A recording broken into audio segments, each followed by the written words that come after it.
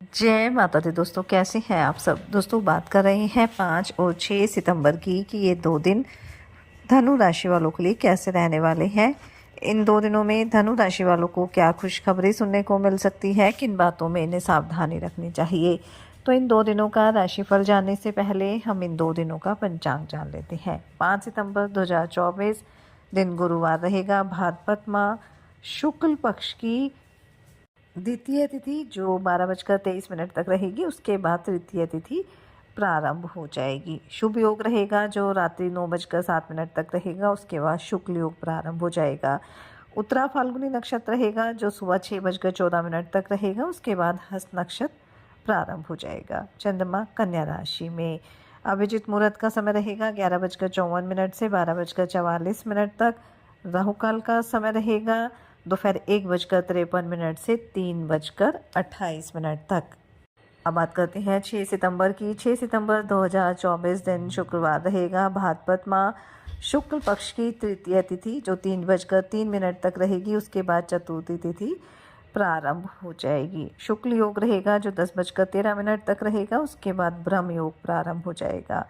हस्त नक्षत्र रहेगा जो 9:26 तक रहेगा, उसके बाद चित्रा नक्षत्र प्रारंभ हो जाएगा। चंद्रमा 11:01 तक कन्या राशि में, फिर तुला राशि में आ जाएंगे। अभिजित मुहूर्त का समय रहेगा 11:53 से 12:44 तक। राहु काल का समय रहेगा 10:15 से 11:53 तक।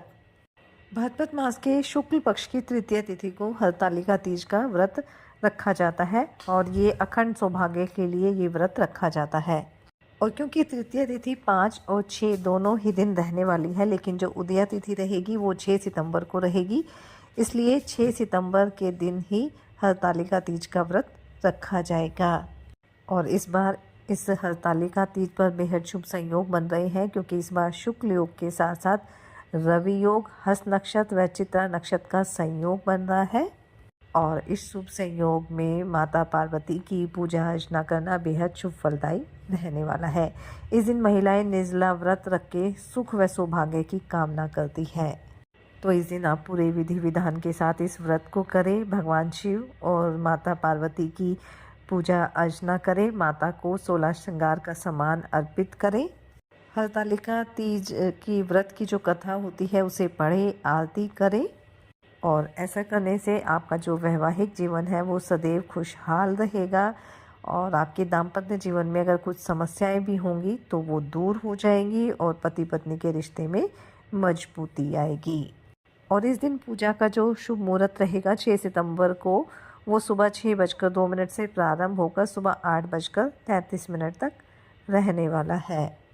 ऐसा भी कहा जाता है कि अगर कुंवारी कन्याएं भी पूरे विधि विधान के साथ इस व्रत को करती है तो उसे मनचाहे वर की प्राप्ति होती है। तो अगर आपके विवाह में कोई बाधा आ रही थी, विवाह नहीं हो पा रहा था, तो इस दिन आप व्रत करें, भगवान शिव माता पार्वती की पूजा अर्चना करें।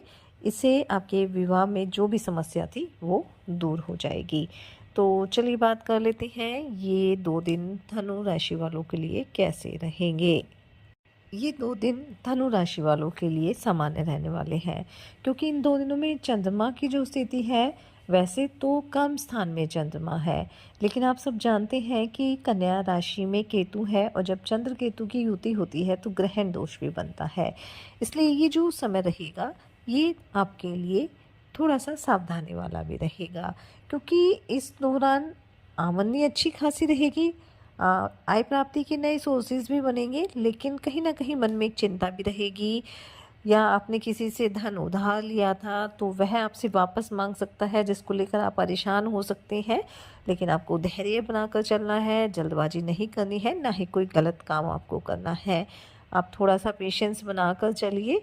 आने वाला समय आपके लिए काफ़ी बेहतरीन रहेगा। धन से संबंधित जो भी लेन देन करना है उसमें आपको सावधानी बरतनी है। कारोबारी अगर किसी नए काम की शुरुआत करना चाहते हैं तो उसमें आपको सफलता मिलेगी। बस जो भी ज़रूरी कागजी कार्रवाई होती है या अपने बड़ों की सलाह लेना आप बिल्कुल ना भूलें। सरकारी नौकरी की तैयारी में अगर आप लगे हुए हैं तो आपको अपनी मेहनत पर भरोसा करके चलना होगा। आपको आपकी मेहनत का काफ़ी अच्छा रिजल्ट भी मिलने वाला है। विद्यार्थियों के लिए 2 दिन अच्छे रहेंगे। एकाग्रता में वृद्धि होगी, पढ़ाई पर आप पूरा ध्यान दे पाएंगी।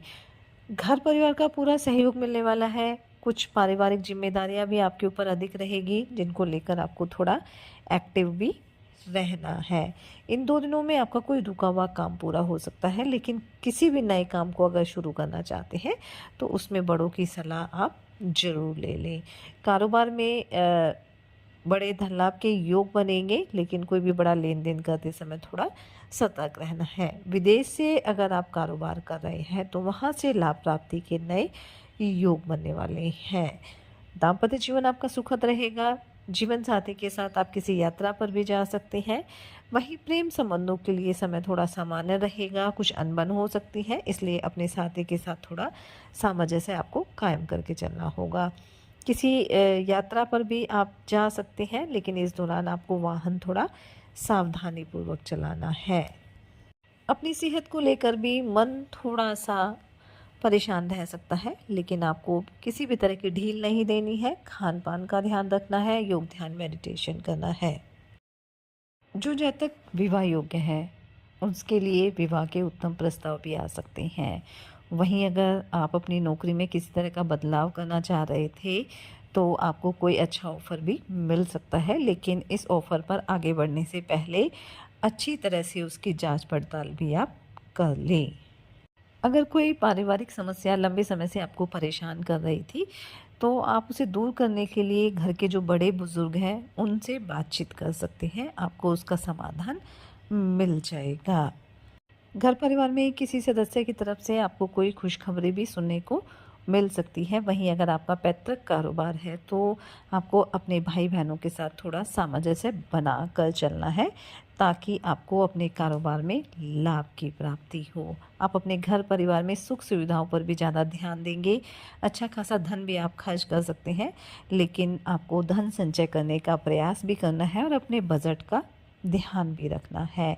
घर परिवार में कोई मांगलिक कार्यक्रम का आयोजन भी हो सकता है। धर्म कर्म का कार्य आप कर सकते हैं और इससे आपके मन को सुकून भी मिलने वाला है।